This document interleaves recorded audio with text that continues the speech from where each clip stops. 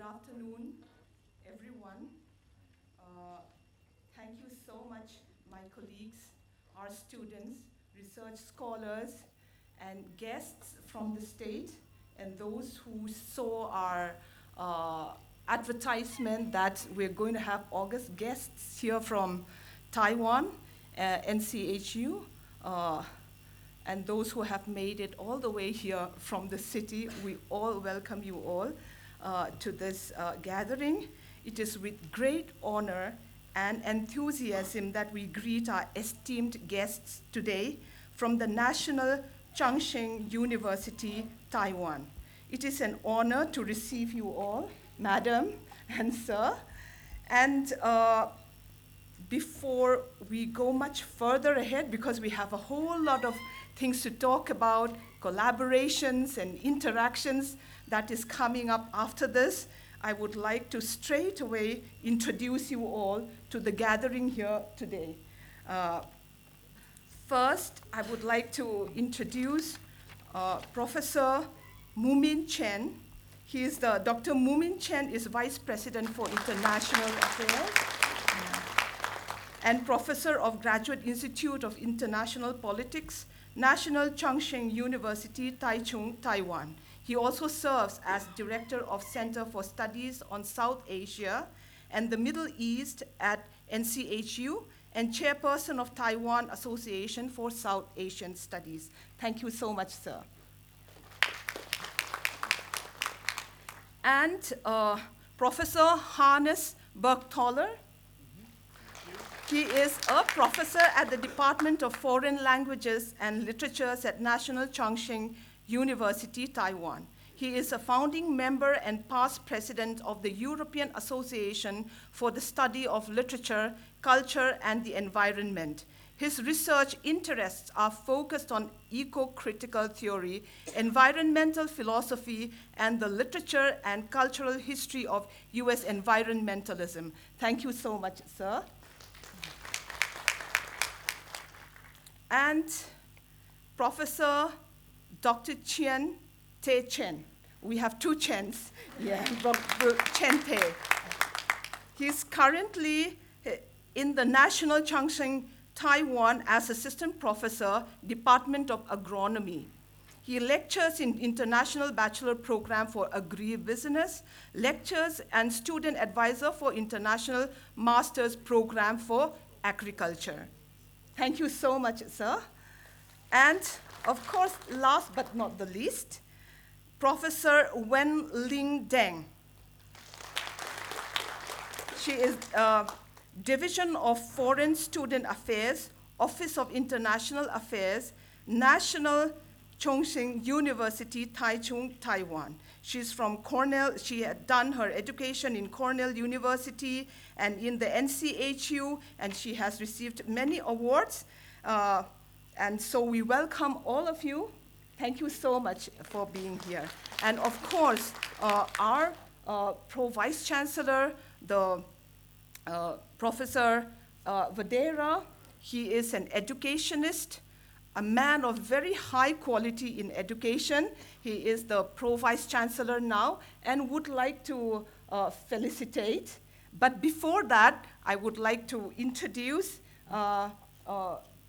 Mr. Jonathan Lalremruata, who has had his training in Stanford University, and he had also one of the first people from amongst us or from India who had gone to Taiwan for fellowships, and he is the coordinator of this visit today. So we thank you so much for bringing this to us, to your people, and we applaud you for that.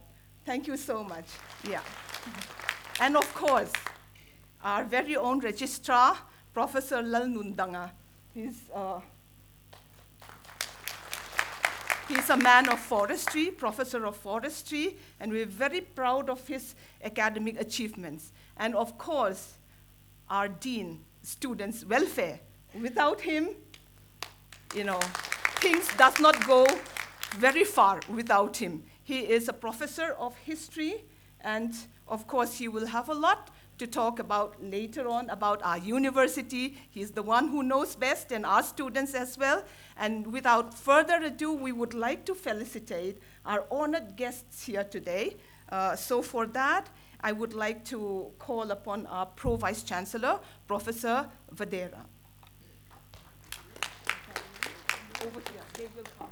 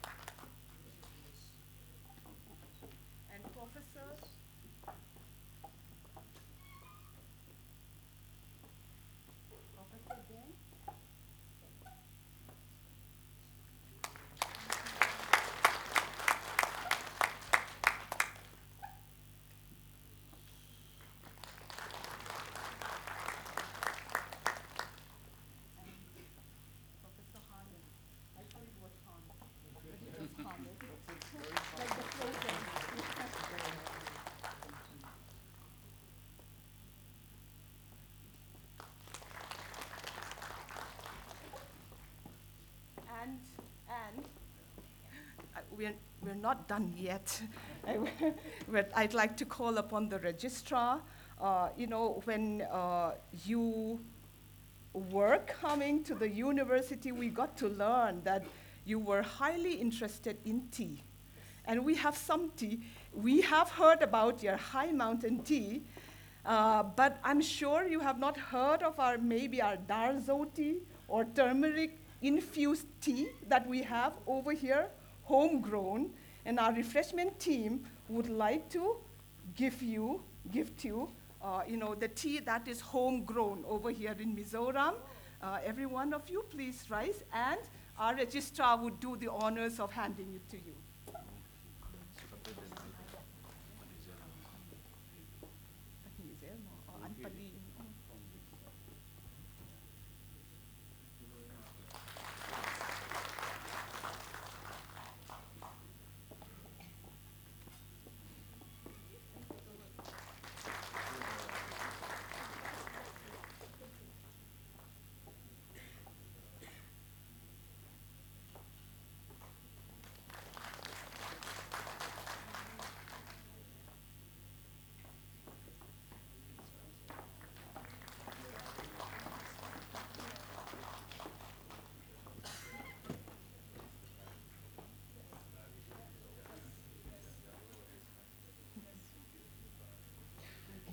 Thank you so much, sir.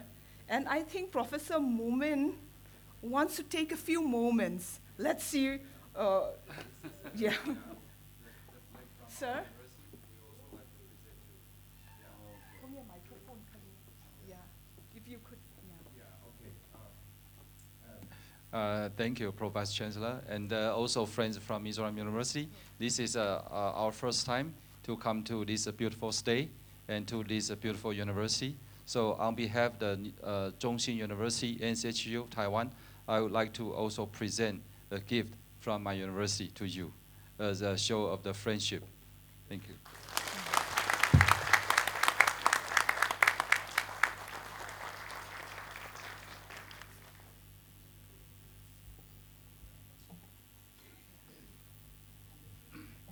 Okay, thank you so much, and we'll go right into our business.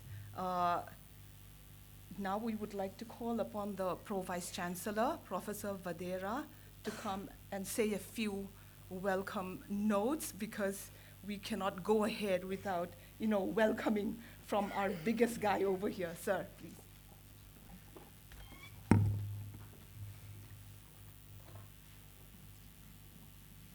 Good afternoon. Friends, we are already late by almost 40-45 minutes. I'll cut short my speech. I will not take much time so that we have adequate time for our delegates for the purpose for which they have come, okay? On behalf of the Mizoram University, I extend my heartwarming welcomes to the delegates from the National Chung Hsing University, Taichung, Taiwan, who have been very elaborately introduced by our director of international student cell. Their names are far you have already know.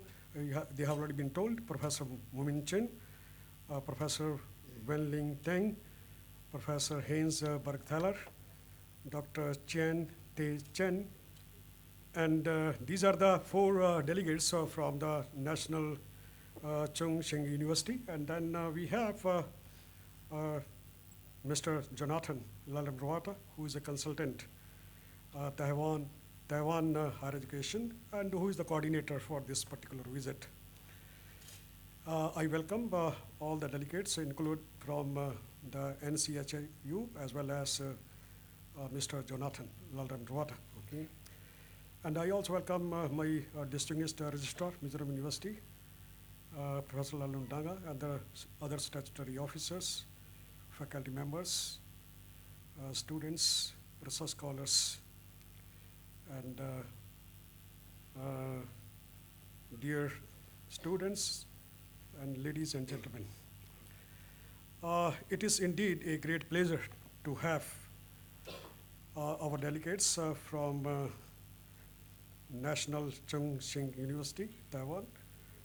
Today's program is a significant milestone for discussing the possibilities of collaborations between the two universities. I'm sure this visit today will open new opportunities for the university community, as far as Mizoram University I'm talking about, university community, and create a platform for exchange of programs, research ideas, and collaborations in the future of all.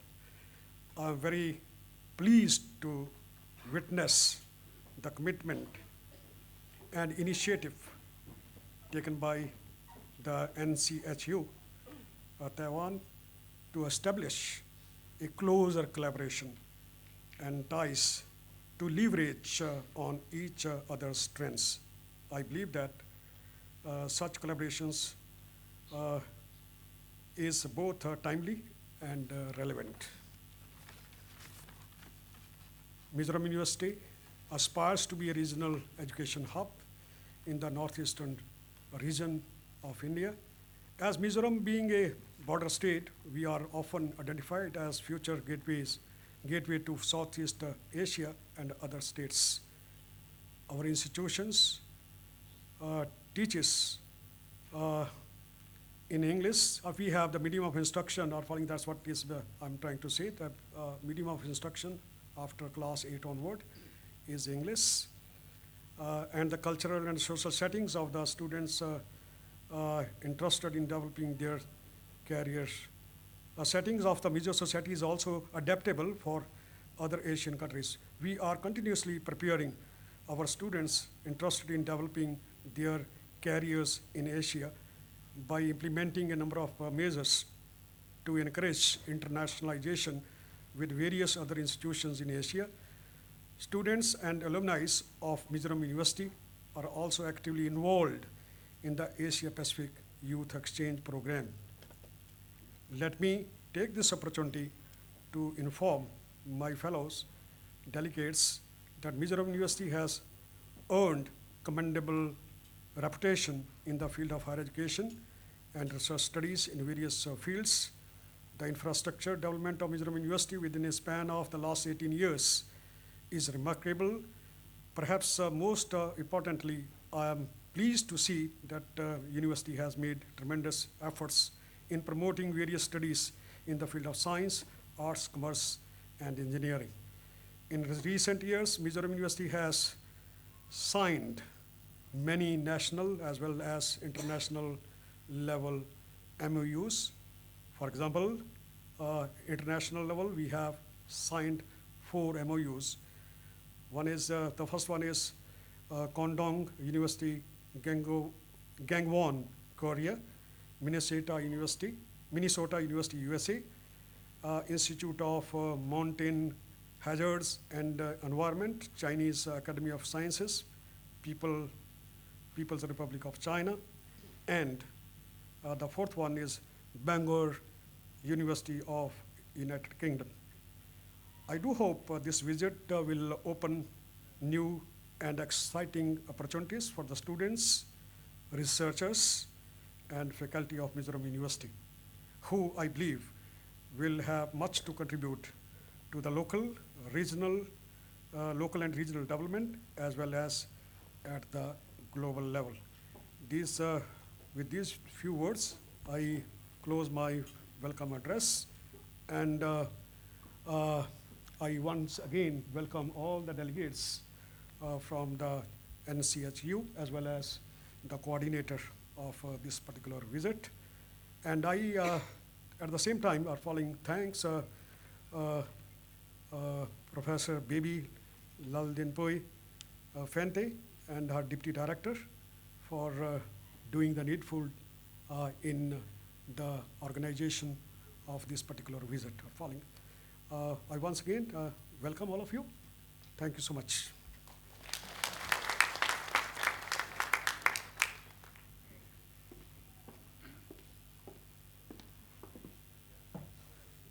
And next, we would like to tell you all a brief about our university. For that, I would like to call our Dean, Students' Welfare, Professor Lalngur Liana Sailau.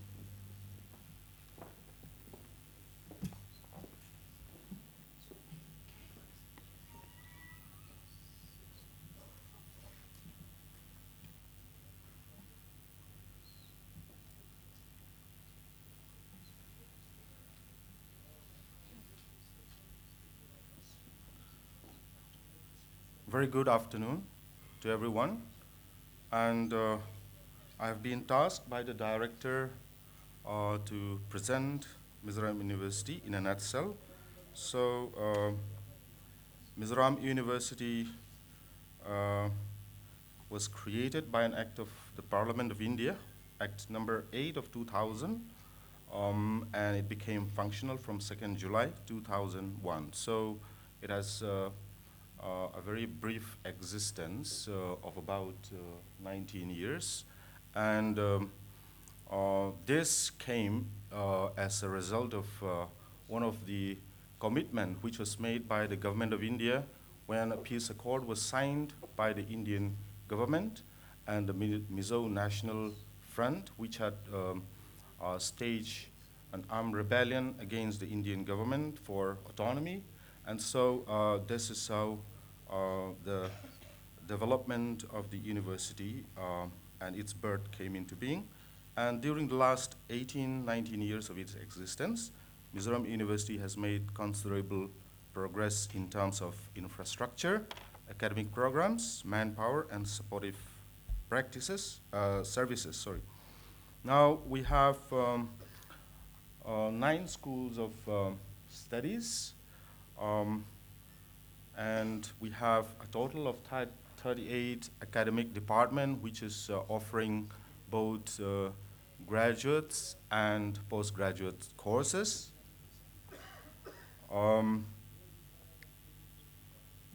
And We have research and exchange collaborations program with other institutions. These are some of the lists that we have prepared. National Institute of Orthopedically Handicapped, which is a Government of India agency. IIMC, Indian Institute of Mass Communication, Delhi, and Software Technology Park in India, which is under Ministry of Information and Technology, and JEDA, Mizoram Energy Development Authority, Government of Mizoram, and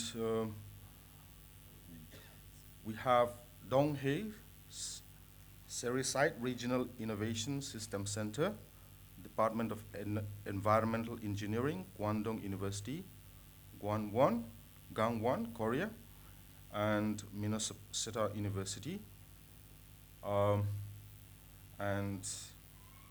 These are some of the important research and exchange programs that Mizoram University had associated with in the past 18 years. Now, regarding academic and student services, we had a central library which is fully automated to facilitate the students and faculty. We have well-established health center which caters to the need of the university fraternity, and information communication technology center, which is the network center for the entire university, and central instrumentation laboratory for the science research, and we had a multi-purpose hall for both cultural gathering and for sporting activities, and banking and postal facilities are here, and we do have 12 hostels for students, undergraduates, postgraduates, and also for research scholars. Within this campus, we have some academic centers apart from the academic departments. So we have a very robust and very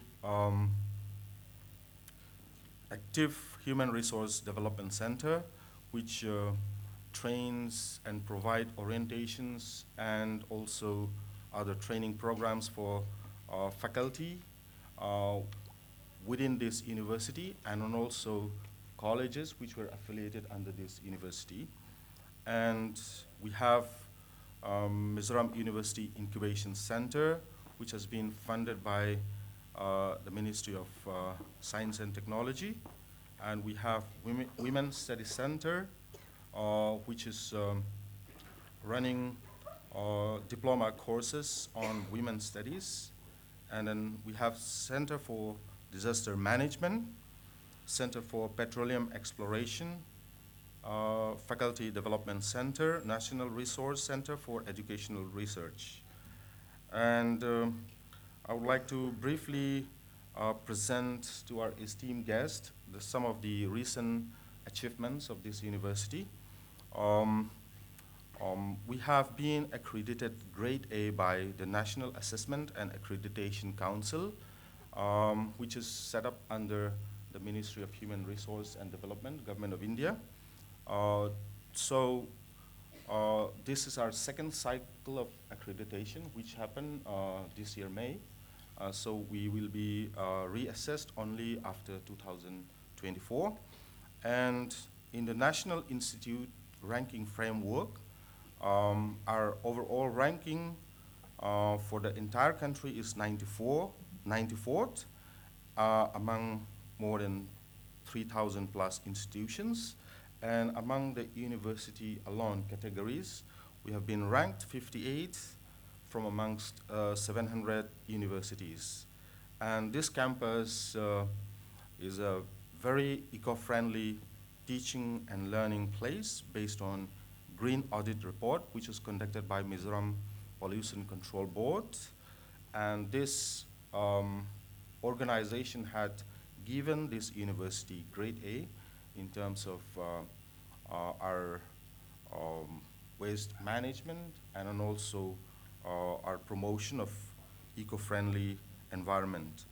And solar energy is also harvested in this university to support major needs of the energy in this campus. We have many installations of solar power, solar stations and solar panel throughout the university. And regarding our course, we have moved on to the choice-based credit system curricula, which is in tune with this open learning process. And also the university has developed a number of courses for open learning process, which we call Massive Online Open Course, MOOCs. And we also have involved ourselves in several extension services to the society and the communities of this state. For example, we have Red Ribbon Club, which is organizing blood donation camp in this university. And recently, we had conducted in which more than 300 students and faculty and staff donated their blood for use by the needy. And we have Techno Club and National Service Scheme, which is having a unit here. And this is a Government of India undertaking. Speak Mackay Heritage Cultural Club is intending to promote cultural exchange throughout the country. And here we have one club on this account, and Adventure Club, which conducts some adventure programs for students and research scholars. And so far, the university has received 367.865 million rupees of extramural funding to pursue advanced research in diverse areas. And the Department of Science and Technology and the UGC, University Grant Commission, which coordinates the universities in India, had given support to two departments, the Department of Chemistry and the Department of English, to pursue research.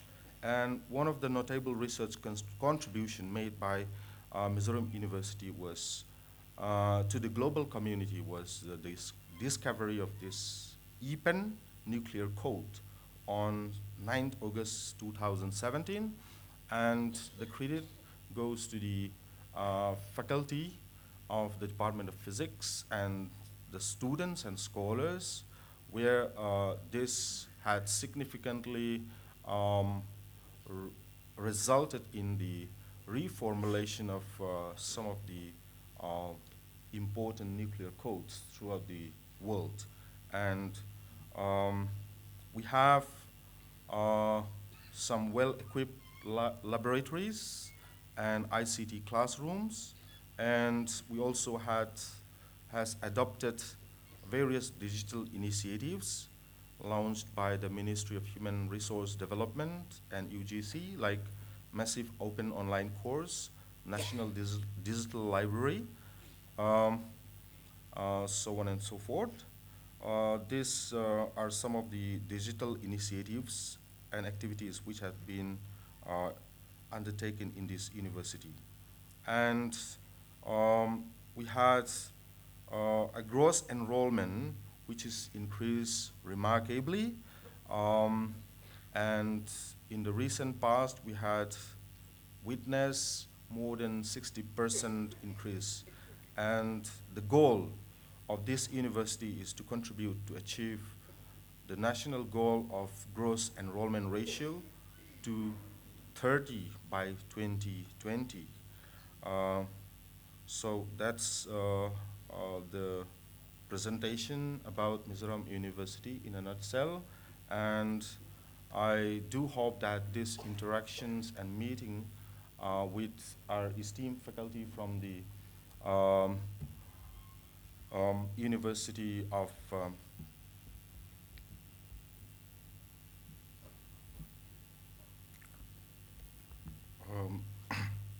National Chung Hsing University would go a long way in promoting research and exchange among scholars and students.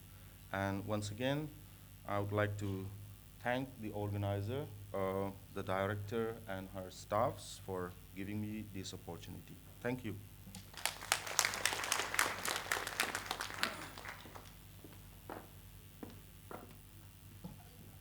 Thank you so much, Professor Ngura.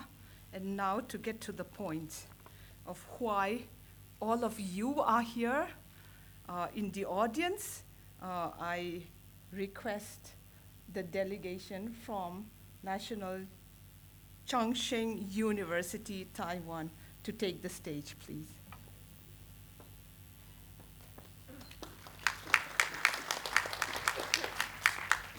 Okay, I'd like to show the file. Someone. Yeah, my file. Yeah.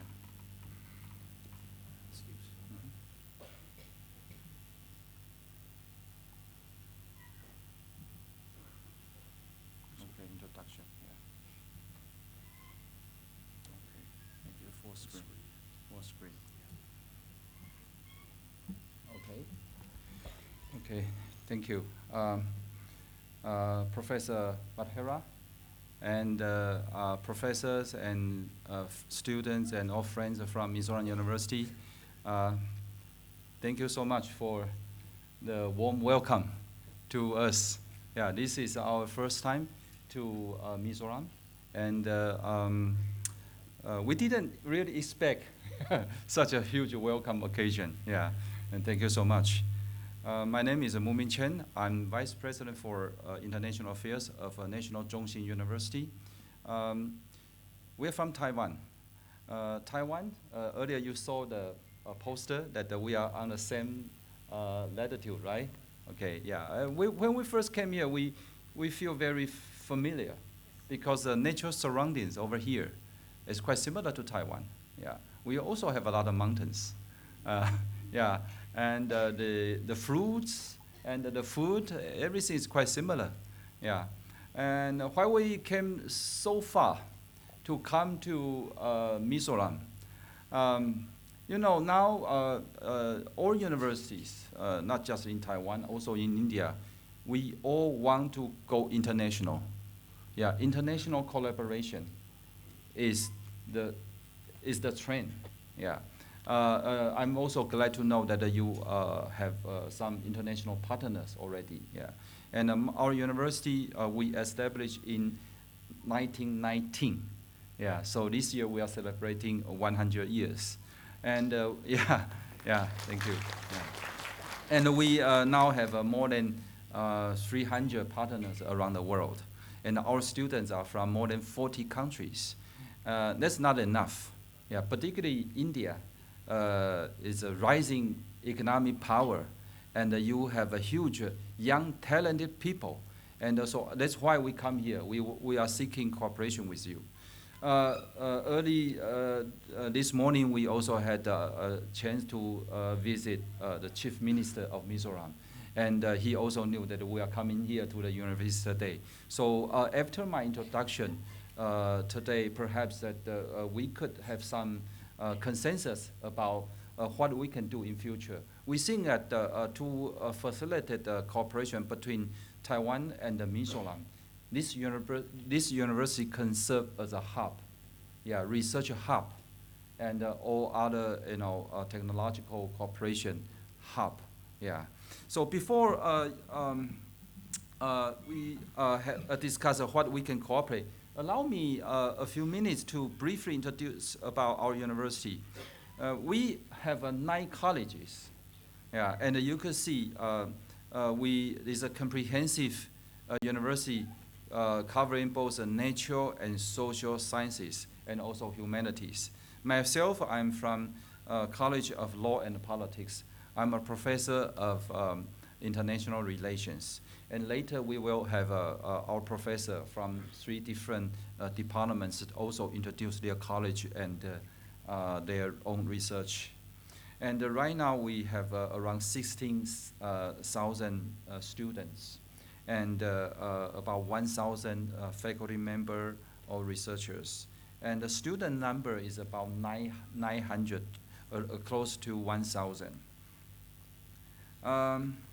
In terms of research capacity, you could see because at our university, about 100 years ago, we started as an agricultural college. So today, in agricultural, bioscience, and certain development or related studies, we are ranked as the top one in Taiwan. Yeah, actually, in terms of the research funding and also the performance, we are considered as a top tier among all 155 universities in Taiwan. We are like a top 10 in Taiwan. Yeah, and in 2019, we are ranked as a 105 by QS Asia University rankings. Our main campus is in Taichung City. It's the second largest city in Taiwan with a population about 2 million.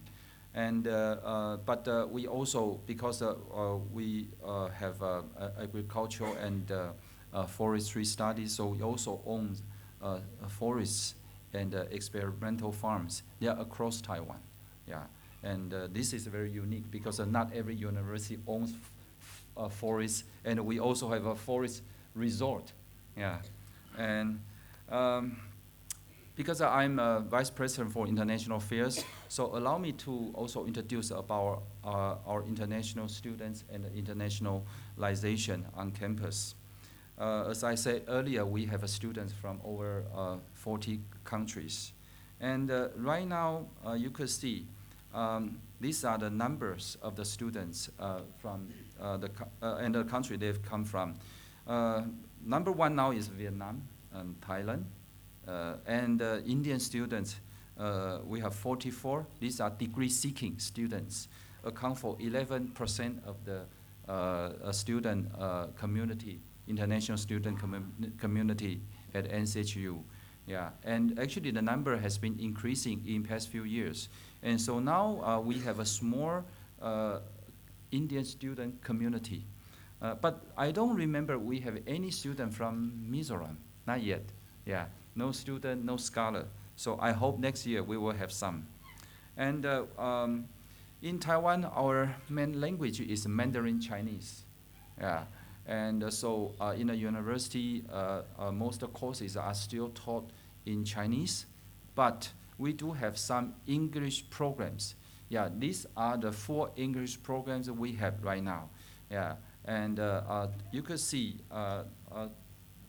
2 are in agricultural college, and 1 global studies. There's a joint program with Mexico and Germany, and we also had a TIGP program. It's a joint program with Academic Sinica. It's a top research institution in Taiwan. And also in liberal arts college, they also have an international PhD program in Taiwan and transcultural studies. Yeah, but other students, if they don't study in the 4 English program, they could still get enrolled. Like my department, we also have I also supervise 2 Indian students. Yeah, because at the postgraduate level, many courses can be conducted in English. So language is not a problem for students or scholars who come to our university for research or study. Yeah, and many universities in Taiwan are just like NCHU. Now we receive more international students. So we are not just providing research or study environment for them. We also consider their future. So in recent years, we host a series of events such as the International Job Fair or internship fair. We want to encourage our international students. You spend a few years studying in Taiwan, and after you graduate, you could get internship. You could even get a job in Taiwan. So last year and early this year, we have the events like this. And more and more international students come to NCHU, and we also want to let our local students learn about the culture of our international students. So every year we have an international festival. And last year, we also had a Diwali celebration. And I believe that is the first Diwali celebration ever had at NCHU. Yeah, so it means that we want to have more cultural exchanges between our students and also international students. And last year, we also had the honor to receive Mr. Kailash Satyarthi, the Nobel Peace Laureate. Yeah, he came to our university and gave a lecture. And you see, he's very happy and even take a selfie photo, with our students. Yeah. Okay. Well, later when we will get a chance to meet with students one by one, then I will tell more information about how to study in Taiwan. If a student over here you are interested pursuing your higher study after graduate, then you could consider NCHU. And we probably many Indian students don't really know that there's actually most universities in Taiwan offer high scholarships to attract Indian students. And in our university, more than 85% of international students, they receive scholarships. It means that you don't really need to pay a huge amount of money for tuition. And your studies in Taiwan actually that are financially sponsored by us. And why you choose to do research or study in Taiwan? Because Taiwan is like a gateway to the rest of East Asian countries. From Taiwan, you go to China, go to Japan, Korea, Singapore, Malaysia. The flights are only like 3-4 hours. Yeah, from Taipei to Tokyo, only 2 hours. Yeah, from Taipei to Shanghai, only 1 hour. Yeah, so if you want to know more about East Asia, and Taiwan is a very international place, and our education, higher education, is well developed, and we provide a very friendly and international environment. So give Indian professors and also students a choice. Yeah, and for the scholars over here, I'm not just a recruiting student. I'm also trying to encourage you to come here to do research. Yeah, we also have certain programs like what you see here, TEEP. It's internship program. We cover your living expenses. You have one good topic, what subject you want to do in Taiwan. You come to Taiwan, and we cover your living expenses. Working with us. This year, I received 5 students from abroad. Right now, 1 Indian student is in my department doing intern. And Professor Ted Chen also received 3. Okay, he also received 3 students doing his research in his lab. And next year, we will also receive more. So if you are already a PhD student or you are a junior scholar, you want to spend some time in Taiwan doing research, you could also consider our university. Okay, yeah. So, other issues like the living costs and tuitions, I think that you could always get from the internet. Yeah. Here are some photos of our university. Let me show you. This is the left side is the main gate, yeah, of the university, and the right side photo is the lake inside on campus. We call it the Chung Hsing Lake. Our name, Chung Hsing University. Chung Hsing, probably you don't understand. In English, you could translate into like a resurgence or rejuvenation. Yeah, okay. Library. Our library is the biggest library in Taichung City. Yeah, and also our small auditorium is the historical building of the university. So, this is a riverbank behind our campus. Okay. If you want to know more about our university, we also make some videos, and you can watch it from YouTube. Yeah, okay. So this is my brief introduction about university. I hope you enjoy it. Now I'd like to invite Professor Deng, right? Okay. Okay, yeah. I would like to invite Professor Deng also to briefly introduce about her research and also other issues about university. Yeah.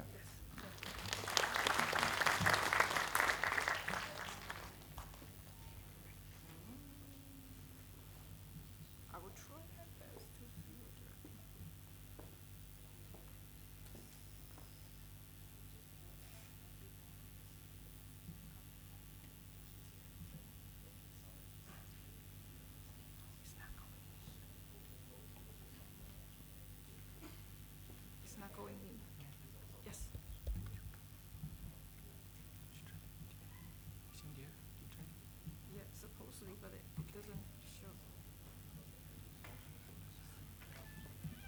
Thank you. My name is Wen Lingden. I'm from the NCHU, as you have learned. Right now, I'm the director for Foreign Student Affairs, so that's an administration job that I had. And I'm also a faculty member in the Department of Plant Pathology, where you don't have that study program here. However, it's affiliated under College of Agricultural and Natural Resources. So I just watched briefly about the programs you have in the university, and I found that the size of the College of Agricultural and Natural Resources is probably equivalent to the faculty member, the number of faculty members you have here. So College of Agricultural and Natural Resources has over 200 faculty members, and so we have 4,000 students in the college. So it's considered, as Dr. Mo Wing Chen has already mentioned, the university starts with agricultural college, and then later develop into a comprehensive university. So the College of Agricultural and Natural Resources encompasses almost all the disciplines that you can think of in agriculture, including engineering and also agritourism and also biotechnology. So if you are interested in knowing more, I will recommend you, direct you to visit the website in our university. So since I am from Department of Plant Pathology, I would just like to briefly introduce what plant pathology is about, and hopefully in the future, perhaps your university will decide to have one discipline in this area as well. Plant pathology, our goal of the department is to train students with the knowledge of microbiology, plant pathology, and also biotechnology for developing future careers in applied microbiology and as plant doctors. So plant doctors is kind of like a new term for plant pathologists, because here in India, probably you do not have that problem of spraying a lot of chemical pesticides to control the disease. However, in the well-developed country like USA, in Taiwan, most of the agricultural, most of the cultivations are done by applying a lot of different chemicals in order to promote the growth of plant health. And then later on, when people start feeling food safety is a very big concern and it's a big issue, plant doctors now play a very important role in prescribing the chemical pesticide to the farmers in order to be able to control the disease with under the safety measurement. Okay, and at current time we have 8 professors, 1 chair professor, 5 associate professors, and 3 assistant professors in our department. In addition to that, we also have 5 adjunct professors from different research institutes who join our department and then to offer courses. So at this moment, the department has 200 undergraduate students and then 50 graduate students, both master and PhD degree. And the research area and highlights of the Department of Plant Pathology include integrated pest management, etiology and taxonomy, molecular plant microbial interactions, and ecology and epidemiology. In addition to that, we also have microbial biotechnology and industrial applications. So the professors in my department will be able to link with people from the industry and then identify the problems that they have and then make up the connection and collaboration to resolve their problem, and that later becomes a product in the society. Okay, so this is the type of products that have been developed by our faculty members. Those are, for instance, like soil amendments and microbial fertilizers for disease management and plant health. So this is in particular to try to promote organic agriculture in Taiwan.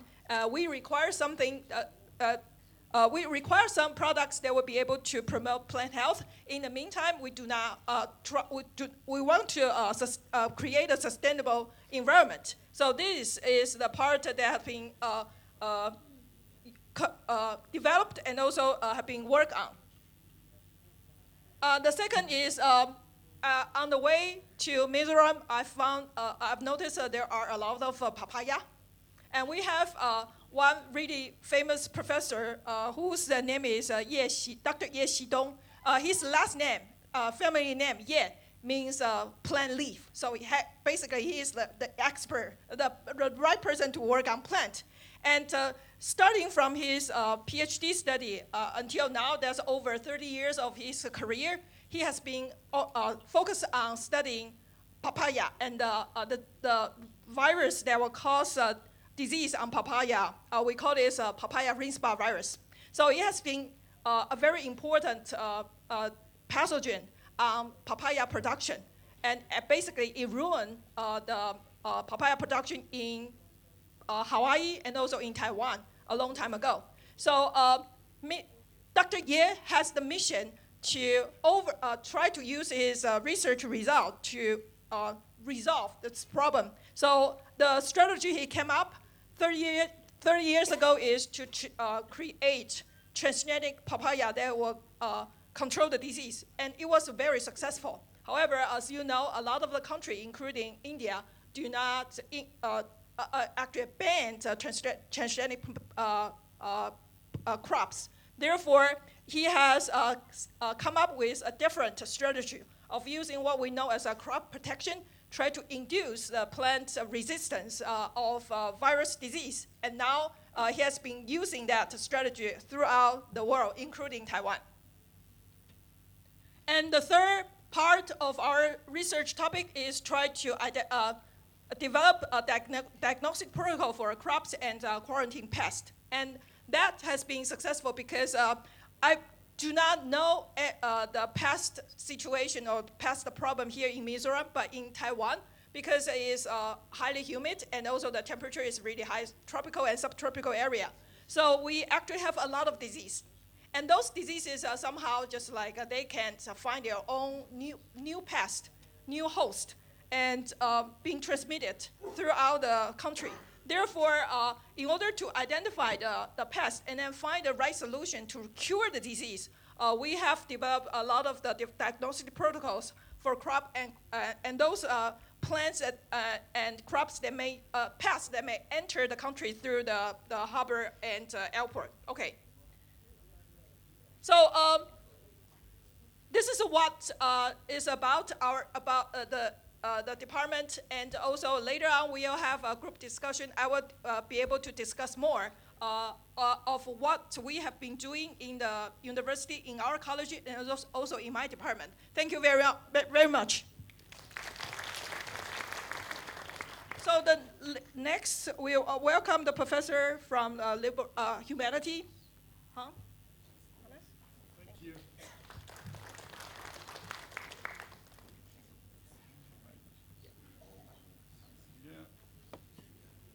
I think mine is somewhere in the US. Oh, it was in the desktop. Okay. No, I don't think so. I just want to kind of add, add to what my colleagues have said. I mean, we're really very grateful for this warm welcome that you have extended to us. It's really a great pleasure to be here.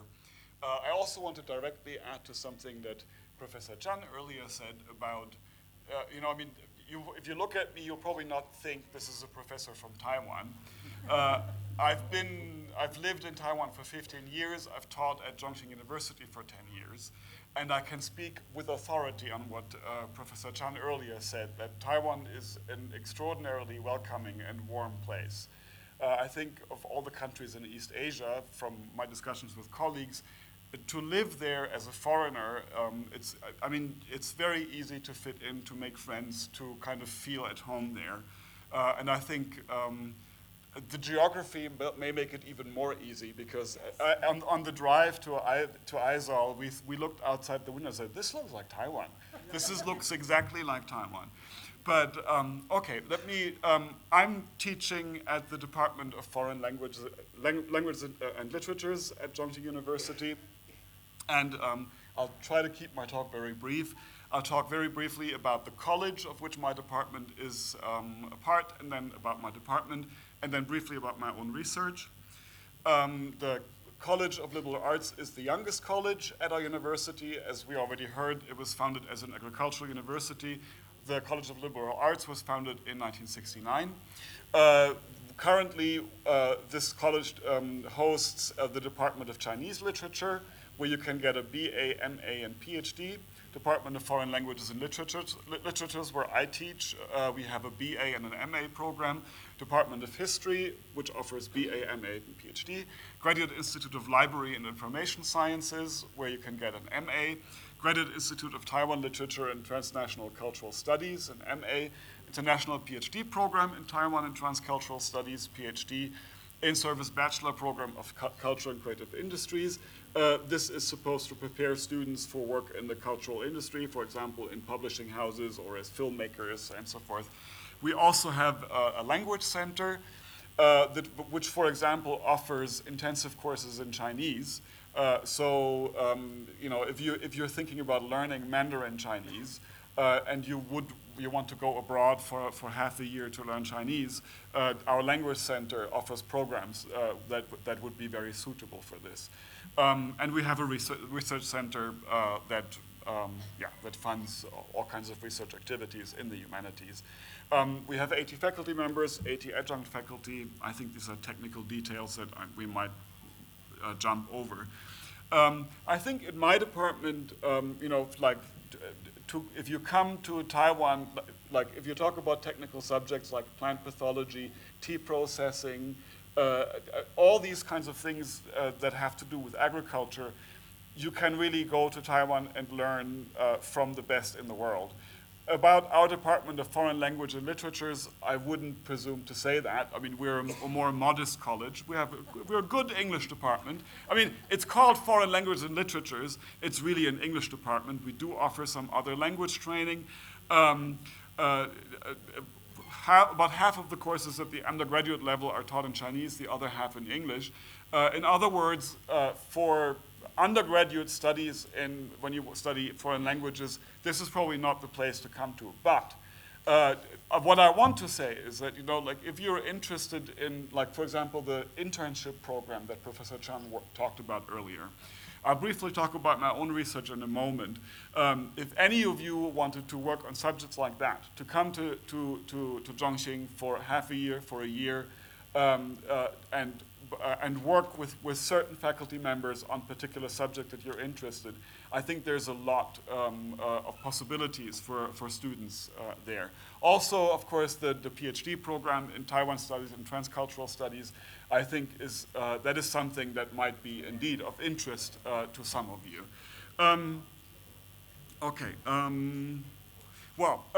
Maybe I can briefly talk just to kind of one activity that might be of particular interest. I don't know whether you're familiar with the term environmental humanities. This is where a lot of my own research falls into that field. My own background is actually in American literature originally. I've started working on the environmental movement in the US, specifically the literature of the environmental movement, you know, poets or novelists or also nonfiction writers who are associated with the environmental movement. And from there, I kind of drifted deeper and deeper into this area. And the environmental humanities is really a transdisciplinary field that tries to understand the cultural dimensions of environmental issues. I think it's actually an increasingly important field that draws on all kinds of different humanistic disciplines. I mean, you know, if you really want to understand environmental issues, you have to understand the history, you have to understand how people think, the kind of stories that they tell, the kind of images that they use to understand their relationship to the world. This is the environmental humanities. And we will be hosting the first summer school for the environmental humanities in Asia at our university next June 29th to July 3rd. And we have been able to win some of the top researchers in the world in this area. Ursula Heise from UCLA, Dolly Jorgensen from the University of Stavanger in Norway, Libby Robin, Kajiro Suga, so covering different disciplines, environmental history, geography, literary studies. And this is targeted at graduate students or PhD students, or people who, like early career researchers, people who recently got their PhD, junior faculty. And we will be covering, if you, for a registration fee of $80 US, we'll be covering your living expenses. So you'll be there for a week, get a chance to talk and discuss your own work with these people. And so this, I don't know, really it's for all kinds of disciplines, this might be of interest. So, you know, if any of you are curious about this, I'd be very happy to share the further information with you. Well, then I already talked partly about what I'm doing. I'm, as I said, I'm trained as a literary scholar. My research is somewhat broader. I mean, maybe, you know, I'll keep this brief again. Just jump to the book that I most recently published, which kind of sums up a lot of what I've been doing. I don't know whether this term is familiar to you, the Anthropocene. The Anthropocene is a term that was proposed by an Earth system scientist in the year 2000, basically suggesting that human activities have changed the Earth so much that the Earth as a whole has entered into a new geological epoch. I see people shaking their heads who are, so people who are from especially people in the natural sciences are often not terribly keen on this term. It has caused a huge debate in the humanities, and in our book we've tried to summarize this. I mean, what does this mean? How do we need to rethink ideas of what does nature mean? What does, how do we conceive our relationship to nature and so forth? How do we need to reconceive these things in light of this magnitude of impact that human beings have on the Earth system? So that is stuff that I've worked on. I think I will leave it there because we will have further discussion in the afternoon. And Professor Ted Chen will also want to say a few words. So thank you very much.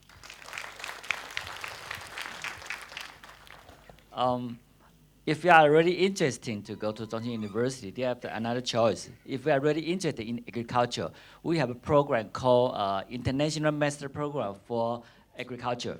It means you can choose any faculty in our college, agriculture college. There are more than maybe 500 faculty. It could be in the field of engineering, civil engineering, electoral, double E, could be marketing, could be a business, could be a biology. Okay, so there are many faculty you can choose. Okay, because in our aspect, we found that agriculture is not a science. It should be integrated to different aspects. So sometimes we call the crafts, in the crafts different field. So right now, the project I have, I cooperate with different field. For example, I cooperate with a professor. He's interested in the, we call it agriculture tourism. Okay, so for tea, it's not only for drinking. For tea, it's related to chemistry. So we have a professor is interested in the tea chemistry. And we also have a professor interested in marketing, how to sell the tea. Okay, so I'm supposed not be here. Okay, because I suppose right now I should be in Darjeeling. I lead a team for 15 people, and I'm the leader, lead them to the Darjeeling. And because I have been in Assam for 4 times, and this is my 5th time to Assam, but they invite me to have cooperate with the people in Assam. I'm met by the tea bowl. And because in India, sometimes you produce the tea, the production of tea is too many. Okay, so the price is too low. But when they know, the tea, the price of tea in Taiwan, right now the average it's 5,000 rupee per kg. Okay, so it's quite high. But they want to know why the Chinese people want to spend so much money for tea. Okay, there are many reasons. Okay, I just tell one story. Because I have been visit a village, okay, And I test DLT, and the test is not so good. If you want to sell, maybe they are less than 2,000, maybe they're less than 1,000. But because the DLT field is for wildcat, so they have a new name for DLT. It's wildcat friendly. Okay, and actually, the Chinese people went to spend some money for this kind of tea. Okay, so what is the best tea? Okay, in India, maybe you have one standard, okay. But in Taiwan, we didn't have standard. If you can sell it, it's the good tea. If you can find someone like your tea, okay, and you can sell it. Oh, that's our different philosophy to sell the tea, okay. And this is the reason I look for the Mizoram, because in Taiwan, if the mountain tea always have maybe a 2 to 3, 4 higher than the low altitude. Like, so I believe the tea price in Mizoram should be higher than Assam, okay, because it was in mountain area. And this is the reason I'm here. I'm looking for tea, because in Taiwan, we need maybe 4.5 tons, 4.5 thousand tons of tea, but we only produce 1.5. So 2 of 3 is import from different countries. We import from Vietnam, we import from Indonesia, okay. But we do import from Assam, but only a low price. But we need some high price. So here, this is why I'm here. I'm looking for the tea, okay, and especially for different variety, for different testing, okay. So actually, yesterday I received 18 samples from your tea farmer. I will try it and to see is there any potential. But because in Taiwan, even though it's not popular, even though it has been given up, but our tea farmer, actually sometimes we didn't call him tea farmer. We call him tea master or tea artist. They can find the potential. Even though the same variety, even though the same variety in Taiwan, maybe there are 100 kind of testing, because different tea factory have a different way. They have their own secret. They have their own recipe to make tea. So, and then they have their own customer. In Taiwan, every tea farmer only 2 acres. Okay, but it's enough for them to earn money. Okay, and it's enough. So I think maybe this model could be run in here. And that's why I'm here. So if anyone is interested in tea, okay, and then they can talk to me, and then maybe we can make some cooperation in the future. Okay, thank you.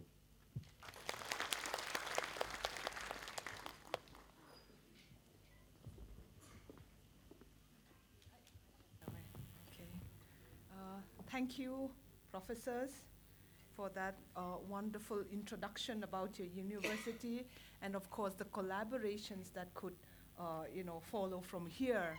And of course, now I have seen students that have completed their practical examinations today, and because they've been so interested about the study in Taiwan program, and I've seen the MZU student council president and the office bearers also, and their classmates, they are here. And of course, we have a whole, a good number of college teachers, not only here from Mizoram University, but also colleges in the city. About 50 of them are here representing most of the colleges in the city of Aizawl. And they are here and they're in the state, and they are very interested to take home the Study in Taiwan program.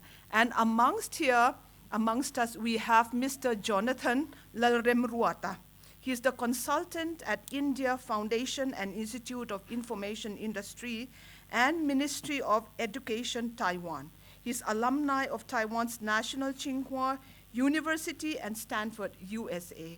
I would like to invite him to share with us about his experience and, of course, about the study in Taiwan that all of us can take home to our students and our scholars. Mr. Jonathan? Yeah.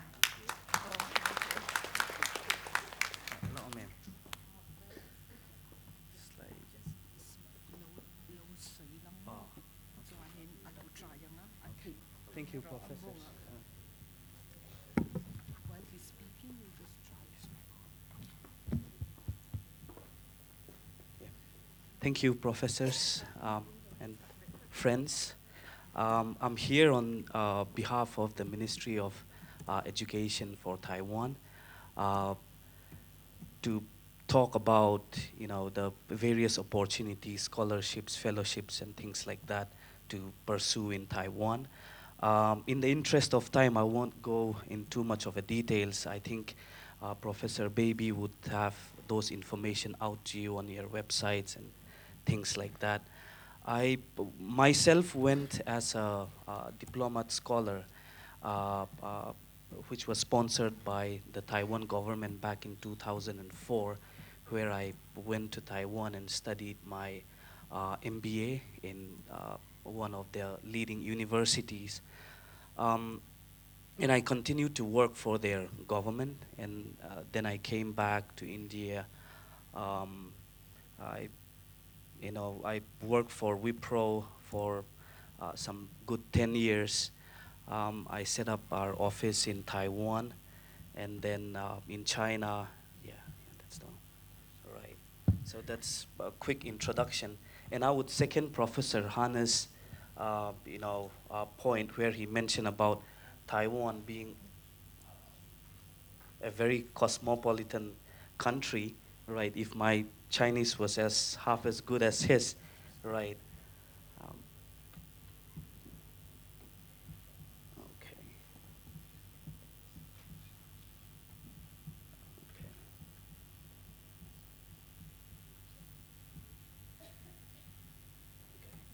Anyway, sorry.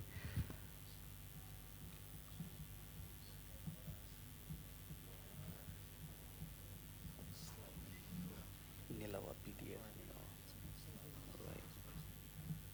So.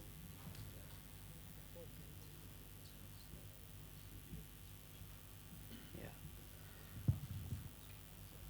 So I just wanted to show you a few slides which talks about Taiwan as a country in terms of being a rather small country with just 23 million people. They happen to file the most number of patents next to the US, right? So, and in terms of their university rankings as well, some of the universities are really ranked higher, in the top 20 in the QS World Rankings and things like that. And the fellowships that they have, the scholarships that they have are quite generous as well. Take, for example, the scholarship that I went on, they gave me about 1,000 US dollar round trip ticket and opportunity to study in one of the, Tsinghua University. So like that, that is from the higher education side. Plus, what I would really like to share with my friends here is that the job opportunities that you get studying from Taiwan, because ultimately, what are we studying for? It's for getting a job. So if you look at the Taiwan IT industry, they are the guys who makes your iPhones, your Xiaomi phones, so 85% of the world mobile phones are really made by the Taiwanese, right? And when it comes to electronics, that's my area of expertise. Any electrical devices, right, from your TVs to your laptops and cameras, everything, at least 80% of the component would come from Taiwan, right? So what I do as part of being a consultant for India Foundation as well is we help, right now we are manufacturing all the Xiaomi phones in Telangana, right? This is done by a Taiwanese company, right, called Foxconn. And we are also making iPhones outside of Bangalore, not the latest iPhones, but up to iPhone 7 is now being made right here in India as well, right? So that is the kind of, especially in the IT field, the kind of strength the country has, right? So I think if you were to pursue your higher studies, which I would definitely say is second to none, right? Like take, for example, the professors here, they are from Cornell and, all the top universities of the world. So the education quality is really up there, right? And doubling that with the kind of opportunities that you can get in the job market, I think that really makes a lot of sense for us to consider studying in Taiwan. And yeah, somehow the slides aren't just working here. The scholarships, some of them, you know, right now they are open for application as well. I think from Professor Baby's department through her, we could collate those researchers or students who would like to pursue higher studies in Taiwan. You can contact our office, and we will, I'll be very happy to coordinate on your behalf through the Ministry of Education to see how, that level of exchange can happen. And I think we are going to have a discussion later with the Prof. BC here as well regarding setting up Taiwan Education Center right here in MZU, right? So for which a proposal has been already sent. And with that, there's a possibility of having a Chinese teacher who will also be a licensed officer for future collaboration between the universities, right? So what it means is like what Professor was saying, we met our Chief Minister this morning as well.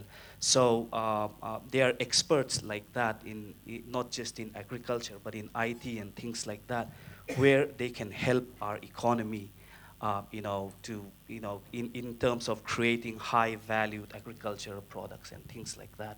So I hope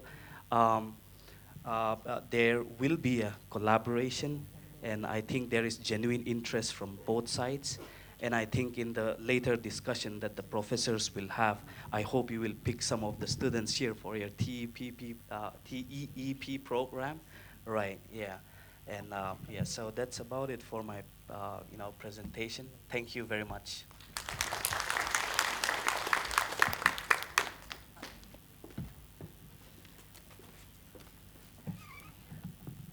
Thank you so much, Mr. Jonathan. That's an eye-opener. We have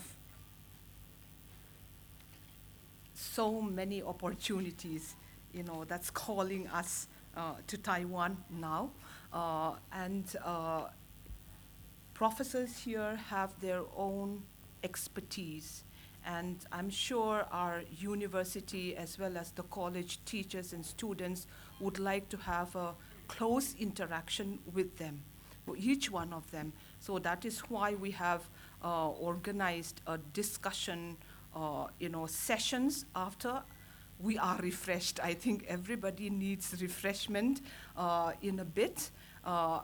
Although we still have, an interaction or a Q&A program now, supposed to be happening now. Our Deputy Director of International Student Cell and Collaborations of Mizoram University, Dr. Lal Tran Pui, is giving away her time for the interaction later on. So we are going to cut short our time here so that we have more close-up interactions with the professors here.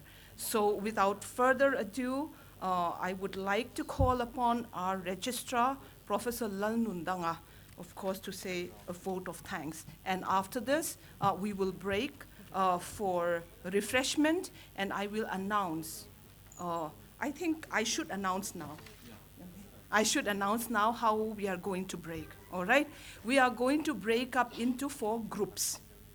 4 groups, one group with Professor Deng is going to be here with Professor Deng. Professor Deng is for Department of Biotechnology, Zoology, Botany, and others.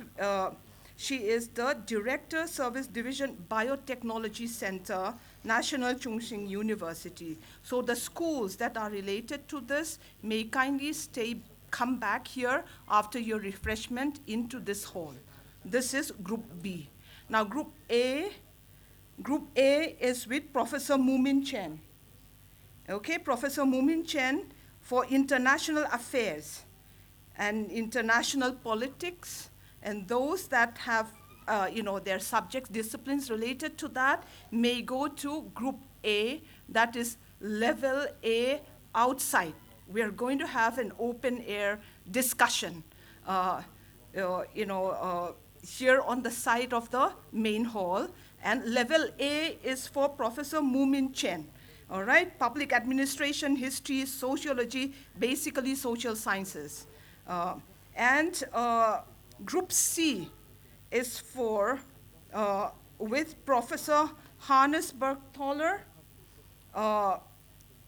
Relevant departments, these are not the only relevant departments. As they have spoken, you would realize that, they have many other interests other than what we have been,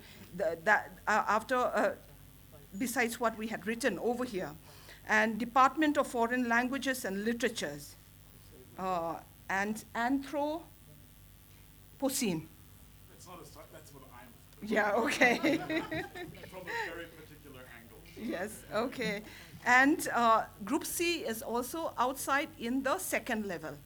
And Group D, forestry, horticulture, aromatic and medicinal plants, environmental science, tea science, geology, geography, with Dr. Chien Te Chen, Department of Agronomy. All right, that is in the third level, outside. All right, so after we thoroughly thank our professors, then we can have some refreshment that is served downstairs. Then after that, we can all gather to our respective groups, and our professors will be coming there to hear about your research proposals, your interests, and how they would match with yours and theirs. Okay, thank you so. Yes, sir. Yes, yes, please. Okay. Yes, in Group A, yeah, okay. Yeah, anybody, everybody, anybody, we have been given the CVs of the professors, of the visiting professors. So you know where they are going to be. So whatever is relevant for you, please go. And we have facilitators in each of the group. Our professors will be in each of the group to guide everybody. All right, so thank you so much. And I would like to call now for a vote of thanks by the Registrar, Mizoram University, Professor Lalnundanga. Thank you, Professor Baby. Yeah, I'll be very brief because the time is, we are, I think, 30 minutes behind the schedule. Anyway, Professor Fente, chairperson of this gathering, Honorable Pro Vice Chancellor Professor R.P. Vadera, and respected delegates from the Taiwan, deans of different schools, head of the departments, faculty staff, research scholars, and student friends. Yeah, this is a great honor for me to propose a vote of thanks with this kind of a gathering. First of all, on behalf of the university, I would like to express our heartfelt gratitude to our esteemed delegates from Taiwan.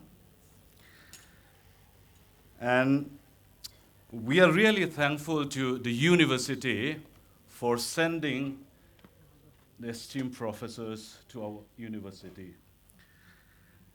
And I also thank Jonathan, who brought these esteemed people in our university.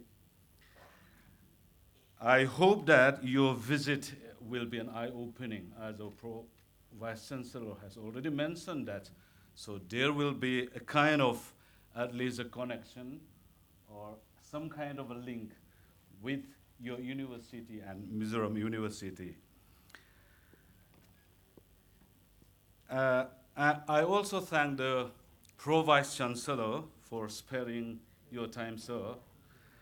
And I thank the organizers, Professor Baby and her team, and the Dean of Students' Welfare, Professor Silo and his team, and many others who are involved for the success of this gathering. And I thank the faculty, the professors from all the departments. And I also thank the students. We know that you have your exams and your exam is going on, and in spite of that busy schedule, so you could make it. And so we are thankful to you all. And I thank as Professor Baby has mentioned, the participants in the induction program, faculty induction program. I think around 76 professors from different colleges for your participation. And I thank the Director FDC, Professor Loknath, for allowing them to participate in this gathering. And I thank the Student Council leaders. And who else? I don't know. Whoever involves and participate in these gatherings. So thank you all.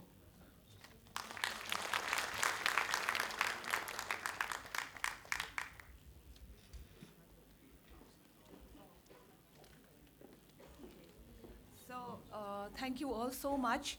Refreshment is served downstairs, and after you have had your refreshment, kindly come over to the side of the hall where to the side of the hall there in the parking lot, in the parking spaces, all those levels have been